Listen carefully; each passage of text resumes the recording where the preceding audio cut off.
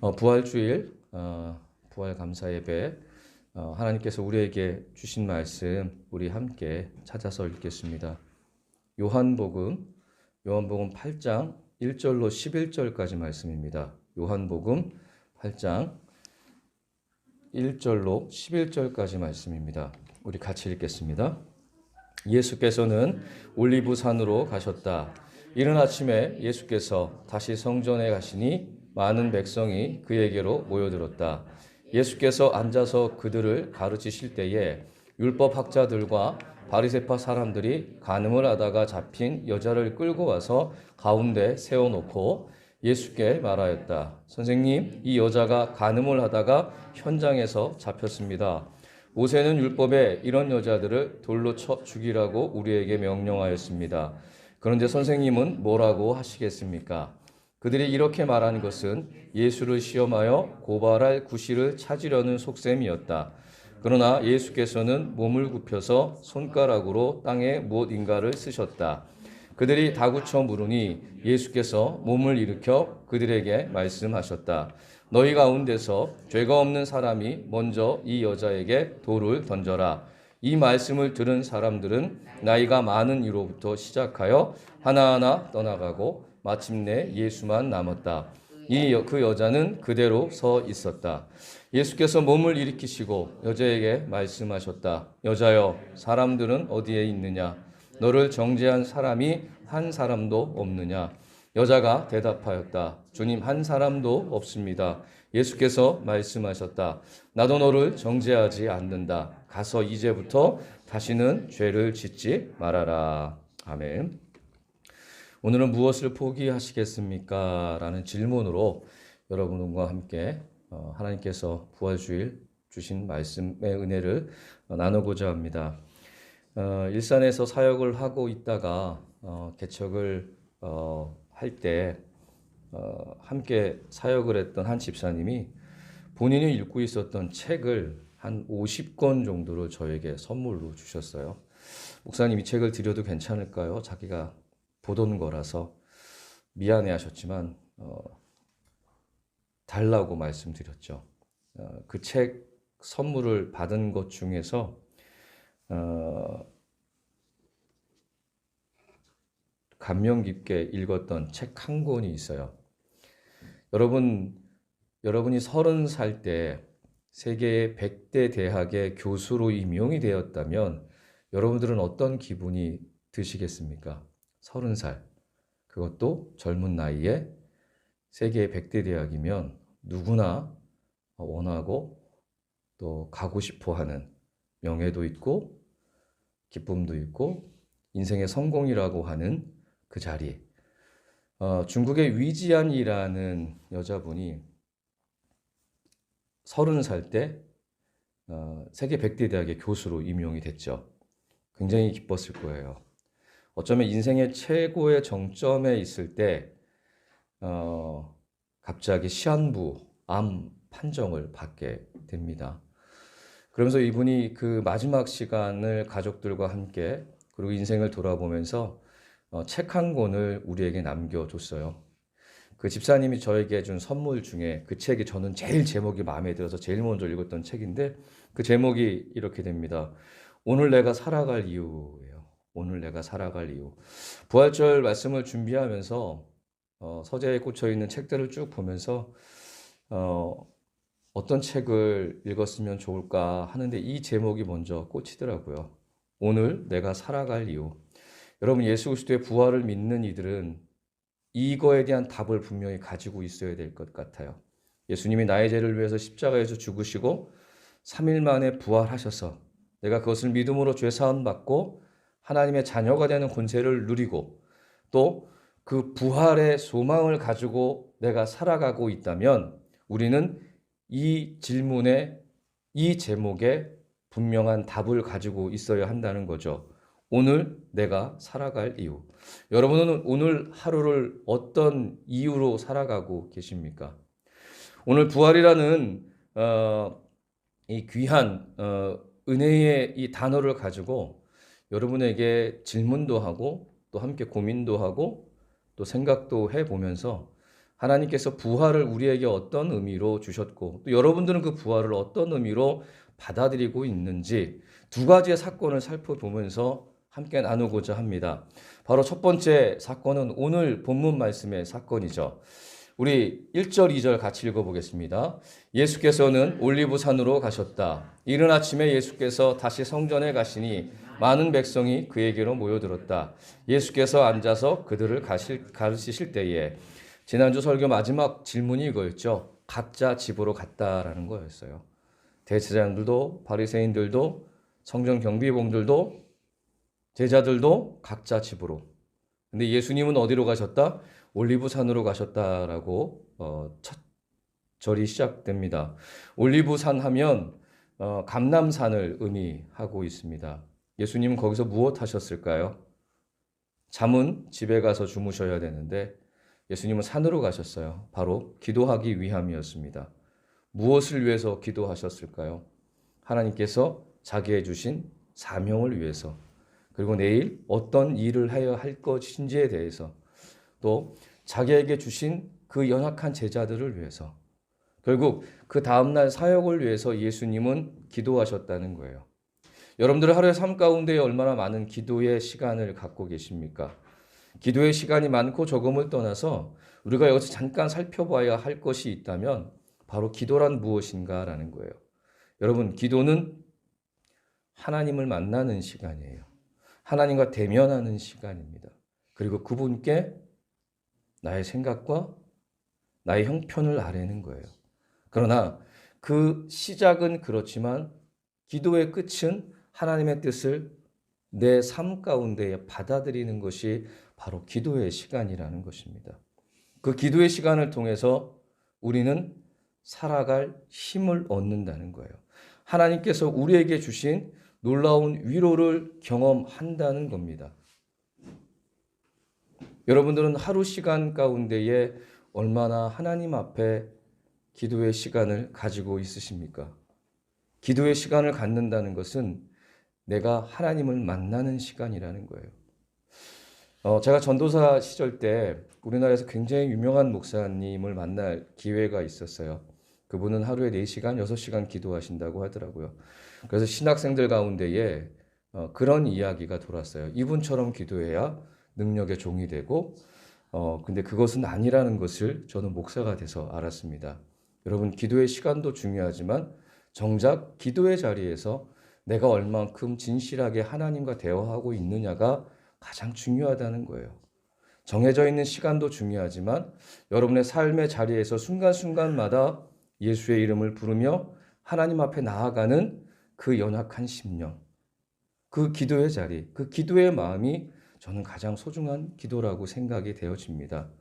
여러분, 다른 것을 찾기보다 나이에 상관없이 여러분의 삶 가운데에서 순간순간 예수님의 이름을 부르며 여러분의 연약함을 고백하기를 주님의 이름으로 부탁드립니다. 여러분, 예수님께서는 이 감람산에 가셔서 기도하셨어요. 하나님의 뜻을 구하고 하나님의 생각을 구하고, 그리고 이른 아침에 가장 먼저 가신 곳이 2절처럼 성전에 가셨죠. 그리고 그곳에서 많은 백성들에게 하나님의 뜻을 전하셨고 자기가 이 땅에 오신 목적도 말씀하셨다는 거예요. 이런 귀한 시간을 가질 때 꼭 방해꾼이 등장을 하더라고요. 우리 3절 같이 읽어보겠습니다. 율법학자들과 바리새파 사람들이 간음을 하다가 잡힌 여자를 끌고 와서 가운데 세워놓고 예수께 말하였다. 선생님, 이 여자가 간음을 하다가 현장에서 잡혔습니다. 모세는 율법에 이런 여자들을 돌로 쳐 죽이라고 우리에게 명령하였습니다. 그런데 선생님은 뭐라고 하시겠습니까?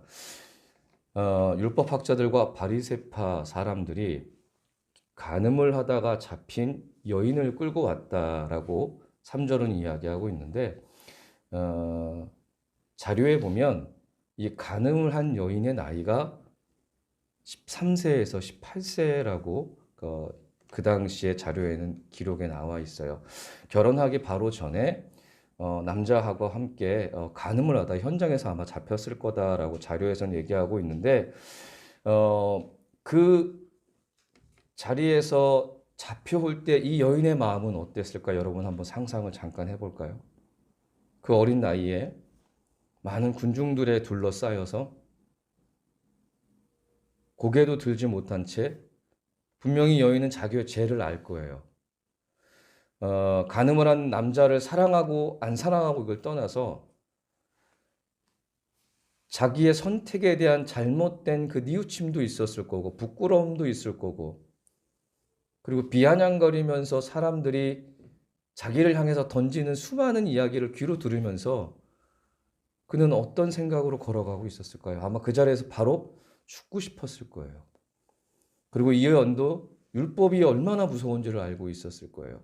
자기가 잘못을 한 것은 분명히 이제 돌로 맞아서 나의 인생은 그렇게 끝이 날 거야.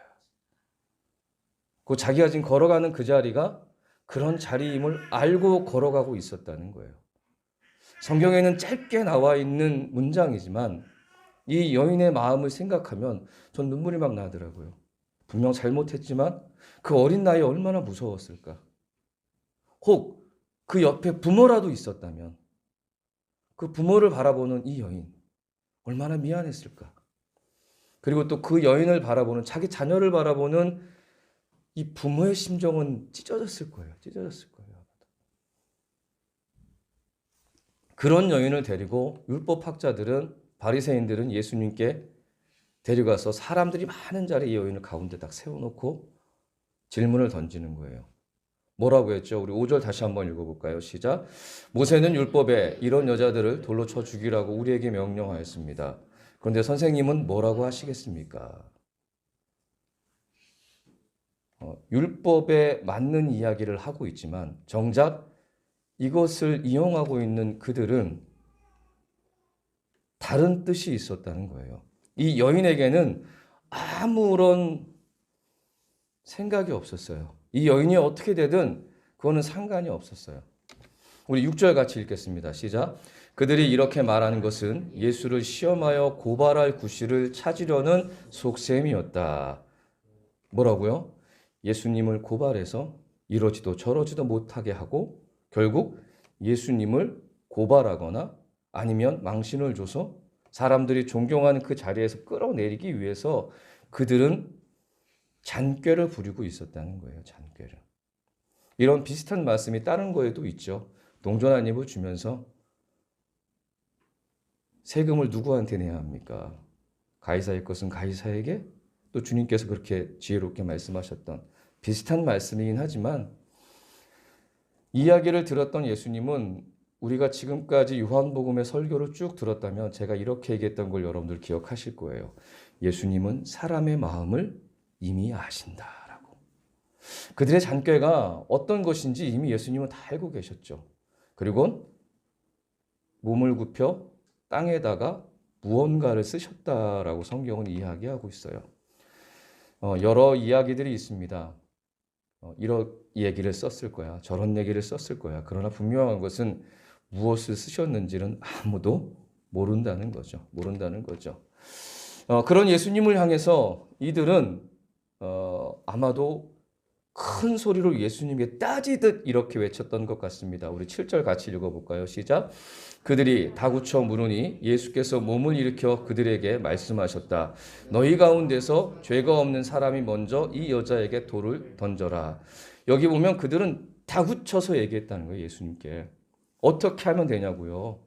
왜 땅에다가 뭔가를 쓰고만 있냐 이거죠. 당신이 정말 선지자라면, 백성들에게 존경받는 사람이라면, 율법을 지키는 사람이라면 율법의 답을 달라는 거예요. 율법의 답을.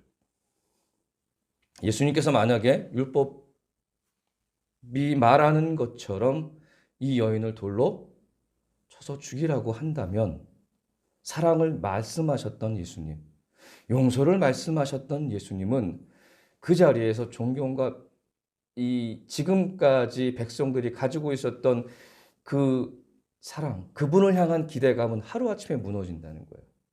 혹은 이스라엘 법상 그 시대에 사람을 죽일 수 있는 법은 없었어요. 근데 예수님이 죽이라고 했잖아요. 그러면 이 바리새인과 율법학자들은 어디로 갔을까요? 로마인들에게 가는 거죠. 빌라도에게 가는 거죠. 사람을 죽이라고 명령한 사람이 있습니다. 예수예요. 살인죄로 죽이십시오. 이게 가능했다는 거예요. 가능했다는 거예요. 그런데 예수님은 참 지혜롭게 말씀하셨죠. 뭐라고 말씀하셨죠? 너희 가운데에서 죄가 없는 사람이 먼저 이 여자에게 돌을 던져라 말씀하셨고, 그리고 또 조금 전에 했던 모습 그대로 땅에다가 무엇인가를 쓰셨어요. 참 지혜로운 말씀인데 어떤 결과가 펼쳐졌을까요? 또 이 얘기를 듣고 있었던 그 가늠한 여인은 아마 땅바닥에 주저앉아서 상황의 어떤 흐름보다는 울고 있지 않았을까요? 울고 있지 않았을까요? 우리 9절 같이 읽어보겠습니다. 시작. 이 말씀을 들은 사람들은 나이가 많은 이로부터 시작하여 하나하나 떠나가고 마침내 예수만 남았다. 그 여자는 그대로 서 있었다라고 얘기하고 있어요. 참 이 말씀을 9절을 묵상하면서 나이가 많은 이로부터라는 말이 왜 먼저 저기에 굳이 언급이 되었을까라는 이야기를 해요.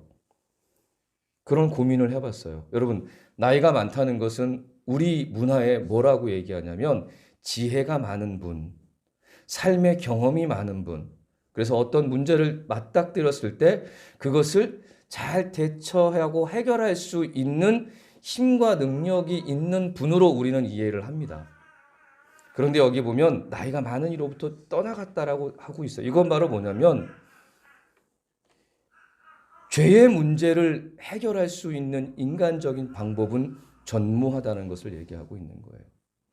예수님께서 던진 질문은 그거예요. 너희 중에 죄가 없는 이가 먼저 이 여인을 향하여 돌을 던지라는 거예요. 이 말을 들었을 때 경험도 많고 지혜도 많고 잔꾀도 많고 아무리 능수능란한 이들조차도 자신의 죄의 문제에서만큼은 해결할 방법이 없는 거예요. 결국 어떻게 됐어요? 다 떠나갔어요.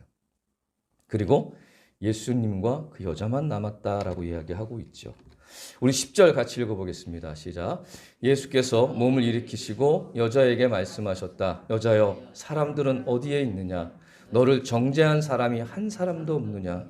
여긴 사람이라고 언급되어 있지만 여러분, 사람을 언급하기 전에 예수님께서는 사단을 언급하고 있는 거예요. 우리를 죄 가운데에 정죄하고 우리를 고발하는 이는 사단입니다. 사단. 마귀예요. 여러분, 예수 그리스도는 이 땅에 오신 목적이 우리가 부활을 경험하기 위해서 너희에게 필요한 첫 번째의 조건은 바로 죄의 문제가 해결이 돼야 된다는 거예요. 이 여인에게 지금 그것을 예수님은 가르쳐주고 있는 것이고 오늘 이 시대의 이 본문을 통해서 우리가 경험하고 있는 것도 너희에게 동일하게 이것이 필요하다고 말씀하고 있는 거예요. 여러분, 가늠한 여인이지만 저희들도 가늠했잖아요. 어떤 가늠이요? 하나님 보시기에 가늠은 어떤 것이었어요? 우상을 섬기는 것이 가늠이라고 말씀하셨잖아요. 하나님 외에 다른 것을 의지하고 하나님 외에 다른 것을 부르며 살아갔던 그 모습이 가늠이라고 얘기하고 있고 그것이 죄라고 얘기하고 있어요. 더 나아가서는 예수 그리스도를 믿지 않은 것을 죄라고 얘기하고 있어요. 이 여인에게 하나님께서 놀라운 위로를 주고 계시는 거예요. 너를 정죄한 사람이 있니?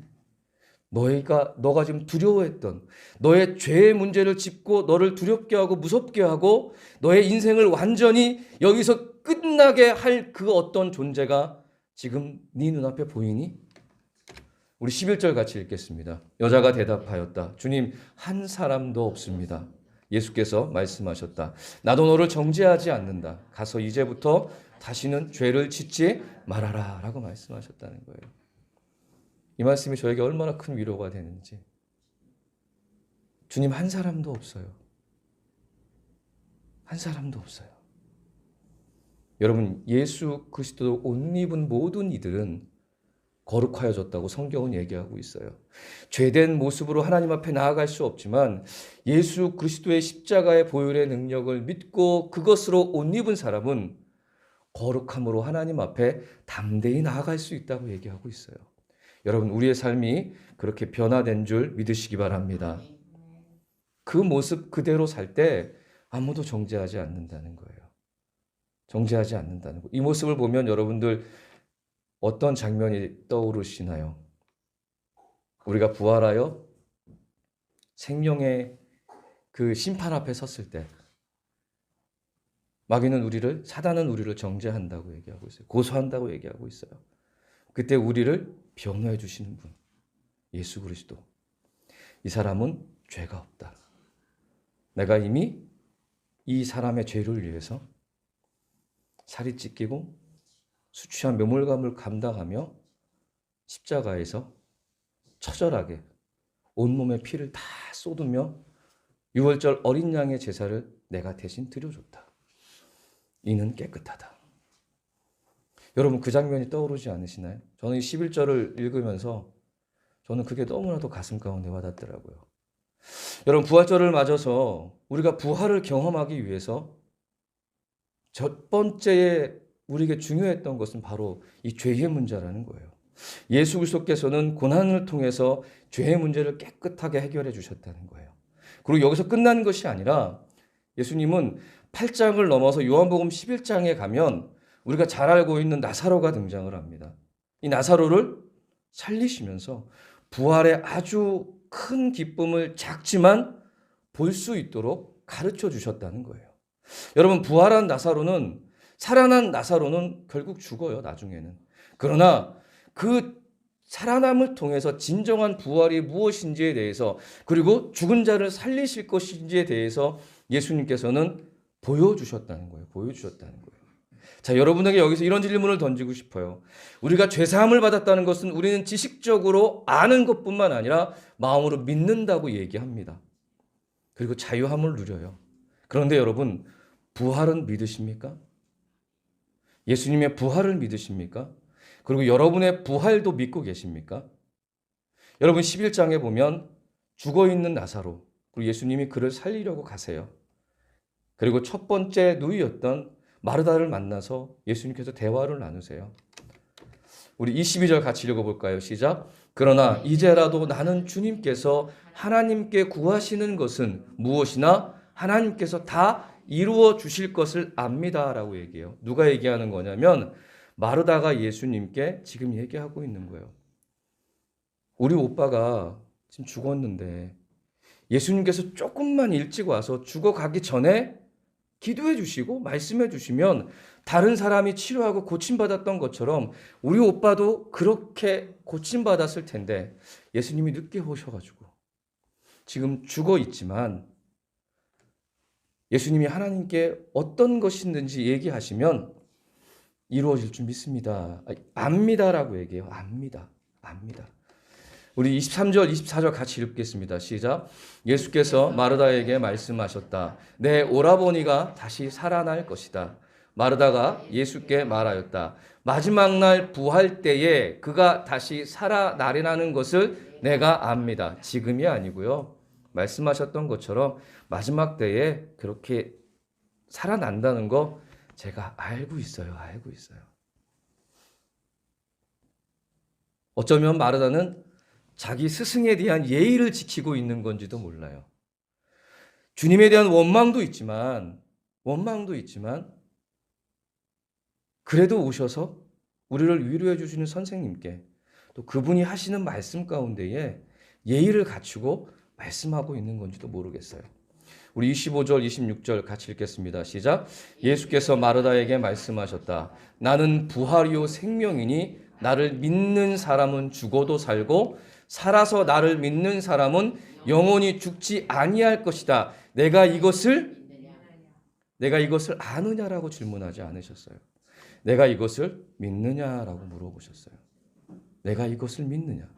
마르다는 뭐라고 대답했을까요? 27절입니다. 시작.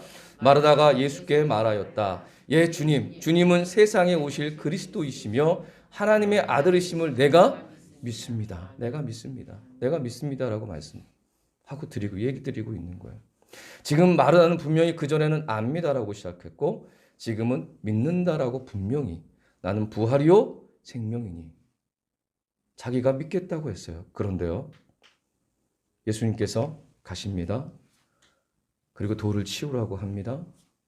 근데 이 마르다가 뭐라고 할까요? 마르다가 의심해요. 의심해요. 예수님께서 화가 나셨는지 모르겠지만 마르다야, 내가 믿는다고 하지 않았느냐라고. 믿으면 살아난다고 네가 얘기하지 않았느냐. 이 말은 뭐냐면 우리는 부활에 대해서 아는 거에 그친다는 거예요. 내가 진짜 죽었다가 부활할 수 있다라는 그 자체를 우리는 지식적으로만 인정하고 있는 거지 마음으로 믿어 의심하지는 않는다는. 여기서 문제가 생긴다는 거예요. 여러분 다시 한번 질문을 던져볼까요?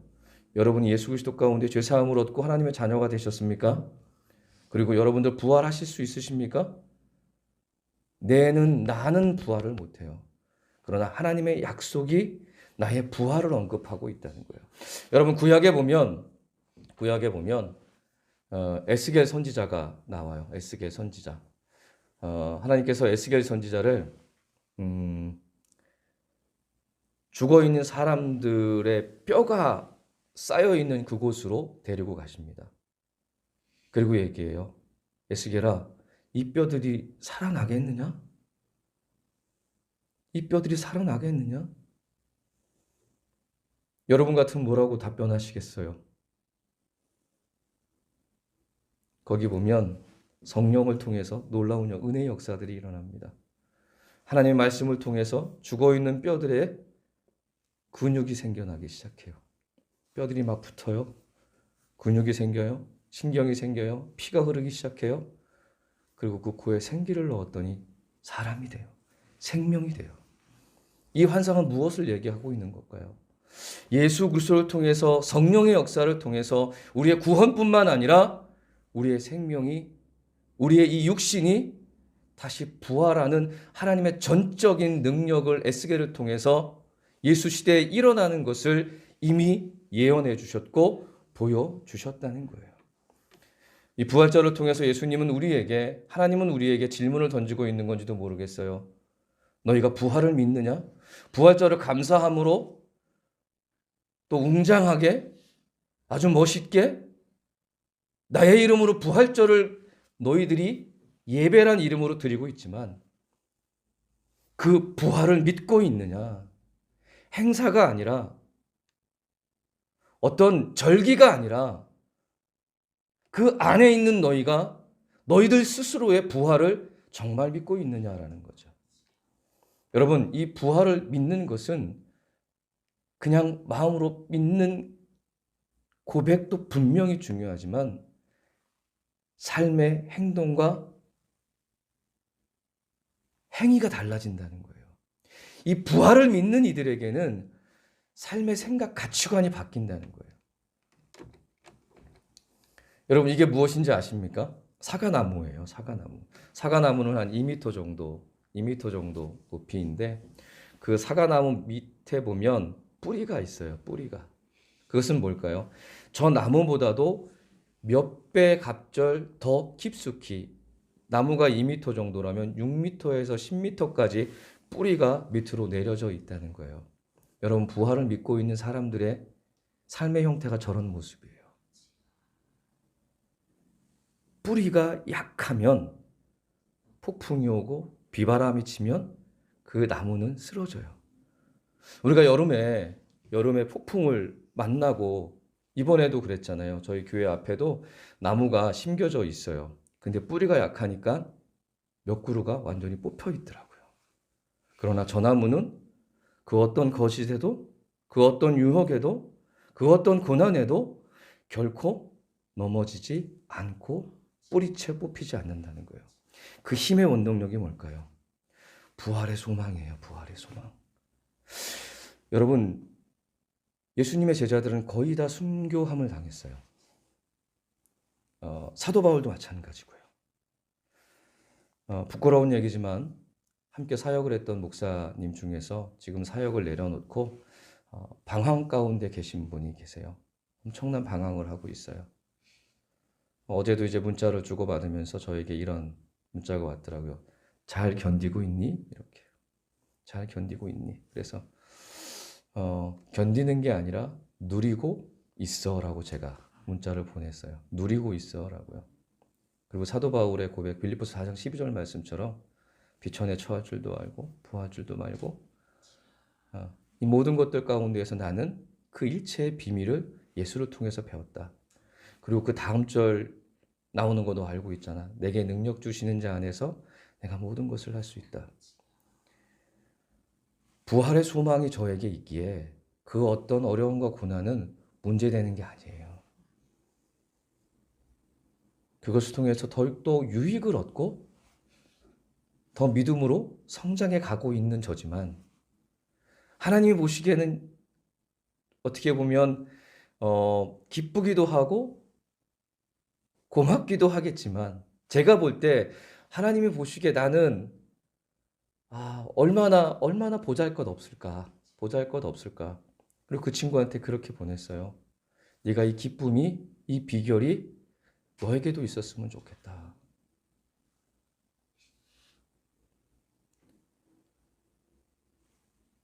저도 갑자기 막 성장해 가는 게 아니에요. 이 부활의 소망을 갖고 있지만 아까도 잠깐 말씀드렸던 것처럼 아주 조금씩 변해가고 있어요. 저는 목사라고 말하는 게 부끄럽다고 가끔 말씀드리잖아요. 그래서 저는 제 명함에 목사라는 직함도 안 넣었다고.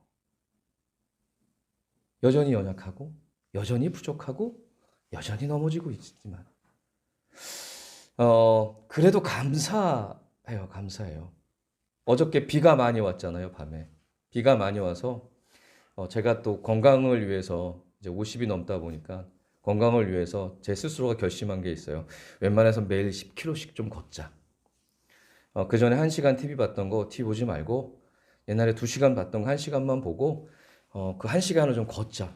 그러면 한 8km에서 10km는 충분히 걸을 수 있거든요. 어제 비가 왔잖아요.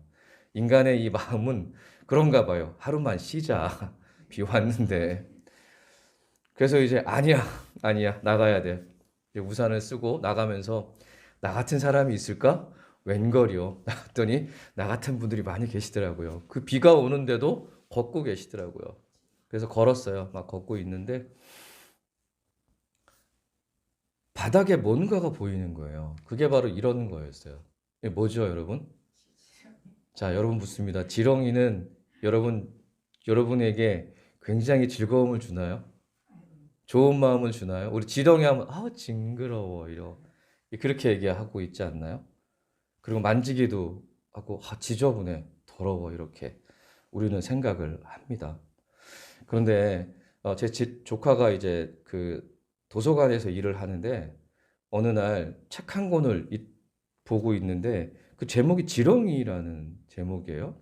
처음 보는 책이고 좀 독특해서 제가 이렇게 훑어봤는데 이 책은 사서 봐야겠더라고요. 그래서 이제 책을 사서 봤는데 보고 나서 지렁이라는 생각이 완전히 바뀌었어요. 이 비가 올 때 그냥 있으면 밟고 지나갈 수도 있고 그리고 징그러워하면서 이렇게 돌아갈 수도 있었던 옛날의 나의 모습. 그러나 그 지렁이라는 책 한 권을 통해서 지렁이에게 얼마나 고마운 마음이 들든지. 저기 그 맨 위에 있는 저 지렁이는 줄지렁이라고 그래서 가장 보편적인 지렁이라 그래요. 그리고 어제 제가 빗속에 빨간색 약간 불구스름하게 나와 있는 그 지렁이 우리나라에서도 많이 볼 수 있고 어제도 제가 봤던 건데 여러분 아십니까? 이 지렁이가 가장 농사짓기 좋고 저런 그 열매들이 맺히기 좋은 땅의 질을 만들어내는 것인지 지렁이가 그 일을 하고 있더라고요. 우리가 알고 있는 토양을 가장 비옥하게 하는 역할을 하고 있는 게 바로 지렁이였더라고요. 지렁이.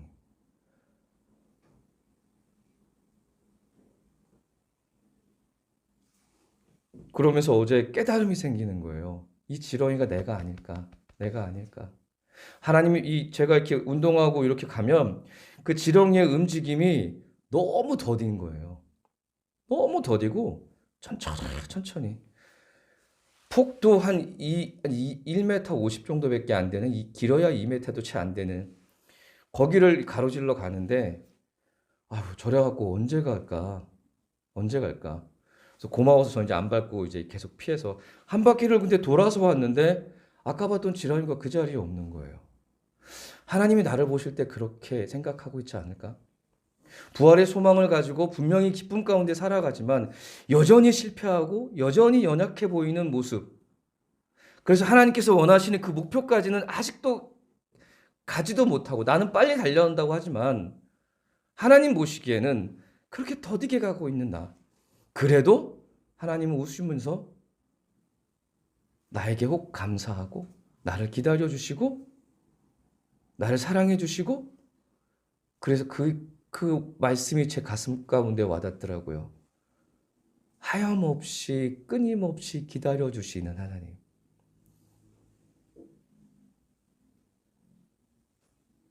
아브라함을 통해서 예수님에 대한 이 새 언약, 축복의 말씀을 비추시면서 그 기간이 몇천 년이잖아요. 인간으로 봤을 때는 아주 긴 시간이지만 하나님 보시기에는 우리의 천년이 하루 같다고 말씀하신 그런 눈으로 나를 보시니까 사랑스러운 거예요. 귀여운 거예요. 아주 작은 조그만 움직임이지만 그렇게 바둥바둥 목적지를 향해서 하나님의 뜻을 추구하면서 살아가는 나를 볼 때 하나님은 기쁘신 거예요. 그리고 어느 날 나도 모르게 그 목표에 다다른 나 자신도 발견할 수 있고요. 아무 가치가 없어 보였던 것들이지만 저렇게 가치 없어 보이는 나이지만 저런 것들을 통해서 저런 존재들을 통해서 이 토양이 가장 아름다운 토양으로 좋은 토양으로 변해가고 있다는 거예요. 여러분 나의 행함을 통해서 나의 행동함을 통해서 그 믿음의 삶의 터전이 그렇게 바뀌어갔으면 좋겠어요. 나는 이 부활의 소망을 가진 이들은 행동하는 뭔가가 분명히 있어야 되는데 그 한 가지가 바로 뭐냐면 서로 사랑하라는 거예요. 서로 사랑하라는 거. 서로 사랑하라는 거. 여러분 예수님께서 제자들의 발을 씻기시면서 그 제자들을 향해서 던졌던 것이 어떤 말씀이셨어요? 너희도 서로 사랑하여라. 사랑하여라. 여러분 옆 사람한테 나의 사랑을 받아주세요. 시작. 나의 사랑을 받아주세요. 여러분 그러기 전에 필요한 것이 있어요. 바로 뭐냐면 나에게 내가 뭔가를 포기할 수 있어야 된다는 거예요. 예수님께서 부활절을 우리에게 주시니 감사의 날을 맞아서 예수님이 우리에게 보여주셨던 사랑 그리고 제자들을 향해 너희도 사랑하라고 말씀하시면서 예수님께서 포기했던 것을 우리는 기억했으면 좋겠어요. 그걸 지식으로만 갖고 있는 것이 아니라 부활의 소망을 정말 믿음으로 우리가 믿고 살아가는 것처럼 그 말씀도 내 안에 받아들여서 지식으로만 갖고 있는 것이 아니라 삶 가운데 행함으로 행동으로 보여줬으면 좋겠어요. 누군가를 사랑하기 위해서 나는 무엇을 포기하고 있는지, 어떤 것을 포기하고 있는지, 내 것을 꽉 쥐고 있으면서 당신은 날 사랑해 줄 필요가 있어. 나는 사랑받기 위해 태어난 사람. 나는 아무것도 내려놓지 않아요. 나는 아무것도 포기하지 않으면서. 그거는 진정한 부활의 소망을 갖고 하나님 자녀로 살아가는 사람이라고 말하기에는 너무나도 아닌 것 같다는 생각이 들더라고요. 아주 작은 거라도 포기할 수 있어야 돼요. 무엇을 위해서? 하나님의 말씀을 순종하며 살아가기 위해서. 미얀마에서 일어나는 일들을 보면서 많이 슬퍼요. 그리고 많이 눈물이 나요. 근데 오늘 말씀을 준비하면서 그 미얀마의 한 소녀가 올린 글이 제 마음 가운데 굉장히 가슴을 때리더라고요. 전에 군부 독재에 싸웠을 때 총을 한 방 쏘면 그 사람들이 다 도망갔었대요. 다 도망갔었대요. 그런데 문민정부 들어와서 이번 선거 일어나고 나서 또 군부가 자기들을 탄압하자 이번에는 죽음을 두려워하지 않고 있대요. 왜요? 자유를 얻기 위해서 무엇을 포기해야 되는지를 알고 계신 소중한 아주 존귀한 분들이시더라고요. 어떻게 보면 미얀마라고 하면 우리보다도 못 살고 막 이런 그런 개념이 사실 있었는데 이번 사태를 통해서 그분들을 다시 보게 되더라고요. 아, 존경스럽다. 나의 믿음의 삶 가운데에도 이런 모습이 있었으면. 여러분, 우리는 뭔가를 포기할 때 잃어버린다고 생각해요. 손해본다고 생각해요. 내가 가진 것을 다 소멸해버린다고 생각해요. 그러나 아니요. 주님 안의 포기는 그렇지 않다는 거예요. 주님 안의 포기는 얻어지는 거예요. 누리는 거예요. 어떻게 해요? 순간이 아닌 영혼을 누리는 거예요. 여러분, 주님의 말씀을 따르기 위해서 서로 사랑하라는 그 한 가지의 주님의 말씀을 받아들이기 위해서 여러분들은 무엇을 포기하고 계십니까? 기도하겠습니다.